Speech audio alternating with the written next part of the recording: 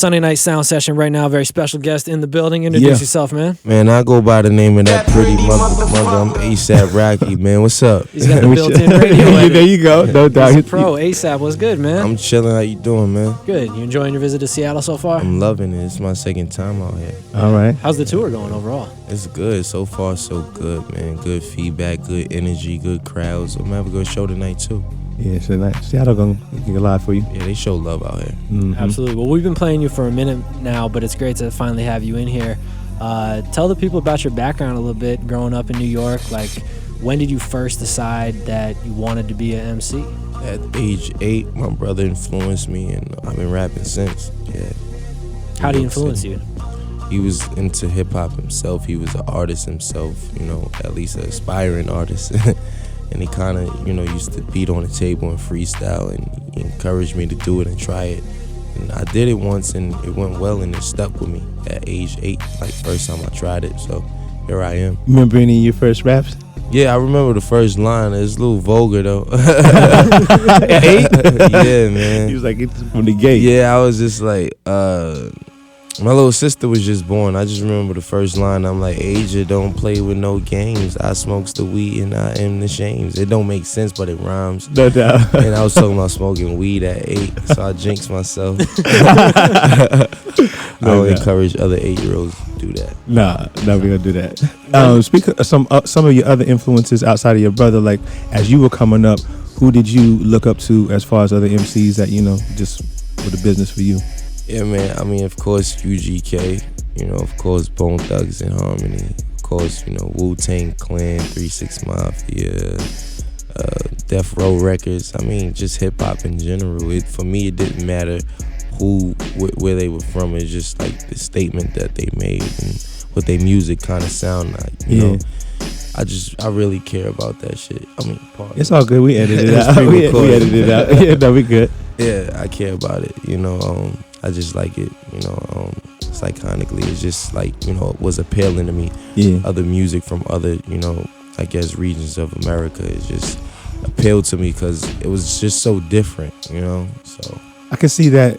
And also I can actually say hear that reflected in your music, because before I even, saw you or understood, your backstory, it was like, this music, they couldn't really put a peg on it. Where's he from? He look like he from Cali. He sound like he from Houston. Yeah. He act like he from New York. Now, before I even saw you, just the music, I was like, yeah, I couldn't pin it down, and that was, for me, that's a good thing. I mean, I don't necessarily like to.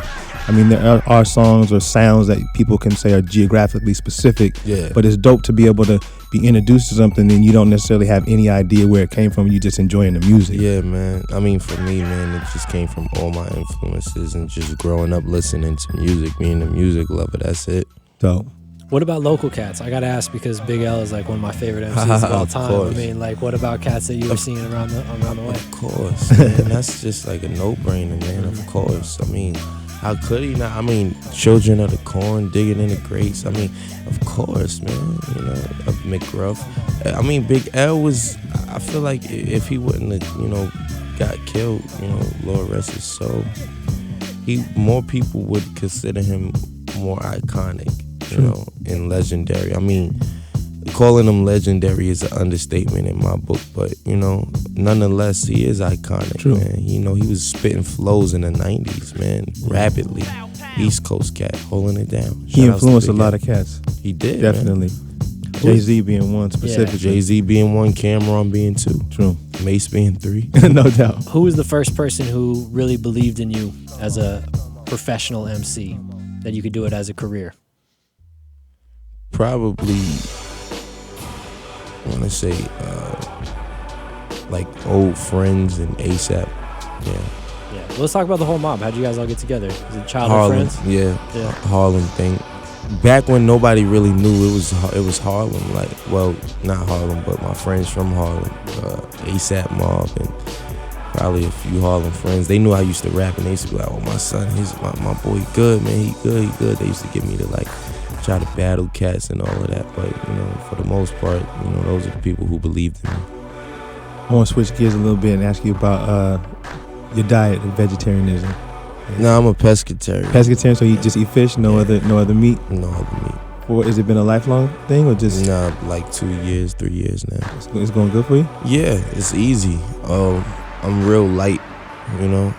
I'm really light right now, so it's like when I'm crowd surfing and stuff, they just be throwing me around now, you know. Well, speaking of that, I mean, if you're a pescatarian, you definitely in the right city. You know what I mean, you have to, while you're here in Seattle, some of the best seafood, freshest seafood in the world. I've heard. Yeah, so you know, we get off air and we give you a couple recommendations, spots to check man. out. I mean, please do. I like all type of fish too, man. Yeah, no, we got you. I love fish. I can never get tired of fish. Your favorite dish? Speaking of raw, Man, exactly. That's You know? the tie-in all there. no doubt. Let's talk about the project. Obviously, it's out. Everyone's out there has copped the album. If you haven't, go get it. Long live ASAP. Yes. Doing very well. I know it had leaked online, of course, a little bit early. It's Very still been really well received, and the sales have been great. How much do you think that impacted everything? Oh man, if it wasn't for that, my career would be over. At least I feel that way. You know, if it wasn't for people supporting me and standing up and saying, man, you know, this guy, he took a year to give us this project and he put his all into it. People know how passionate I am about music and stuff like and art, and that's why it's kind of funny. You know how when somebody's overly passionate about something, they come across weird or something like it's funny. Yeah. It's just funny, like, you know, when somebody's overly passionate and they know I'm passionate, and some people they like that, they respect it, and that's probably the only people who support my stuff because everybody else got it for free. I'm not mad at nobody because I'm still here, and it just means, you know, this was meant to be. That's how I take it. Yeah. And I'm currently working on new things and greater things for people so they can, you know, just to make their lives a little bit easier, just to give them something to hold on to and remember. Yeah. Who is it that you'd like to work with that you haven't had an opportunity thus Andre far? 3000. There you go. I was supposed to work with him on the last joint. Long Live. I really want to work with him. Bad. I want to work with Bone Thugs and Harmony. Yeah. I also want to work with MGMT. I keep saying this. Okay. And Tom York. I wanted to work with Radiohead for a while. There's a few people I want to work with. It'll take me all day, and half of the hip hop people won't even know what the hell I'm talking about. That's good though. Yeah, you know. Like when I'm like, yeah, you know, I'm gonna have Florence Welch on the album. They're like, what? Who? No doubt. They might recognize the voice though. Maybe. I'm talking. You know who I'm he like? Said, man. He said, man. Who I hang commercials around, and bruh. They don't know about no Florence and the Machine or no Skrillex. Only reason why they know about Skrillex is because Skrillex is wild and they know Skrillex. Wild for the night. Yeah, they know Skrillex, but they knew him before. Well, I mean, I'm telling you, we all came up. My old manager was his booking agent. Yeah. Everything was just like everybody was close, like cool, and as everybody's career started to grow, everybody kept in touch. Yeah. And it's just because he makes that like techno electronic EM what is it? EDM yeah. stuff. It's like, you know, I make hip hop.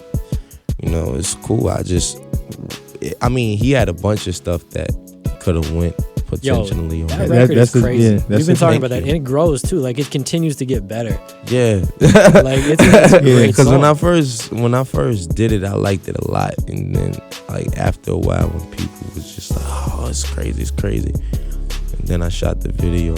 Yeah, the video I just came was out. like, "Thank you, man." Speaking of the video, give us some highlights of DR. Little 5-year-olds with handguns and stuff. It's scary. Yeah, if you're not ready for it.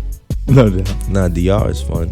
There's some big booty chicks out there, boy. Oh Lord, they got nothing. They made out of booty in DR, bro. And body. I mean, people's great grandmothers got booty still. No doubt. Like, you ever see like Dominican elderly women? They still got it.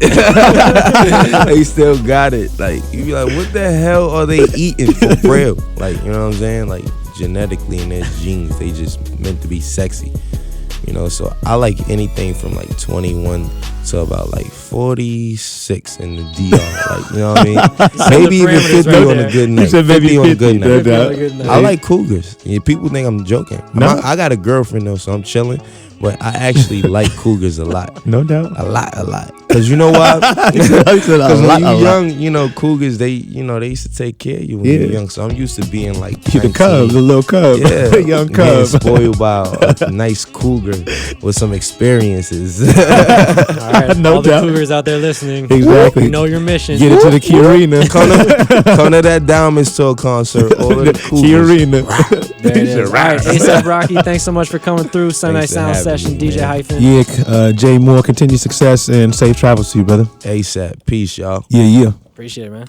No doubt.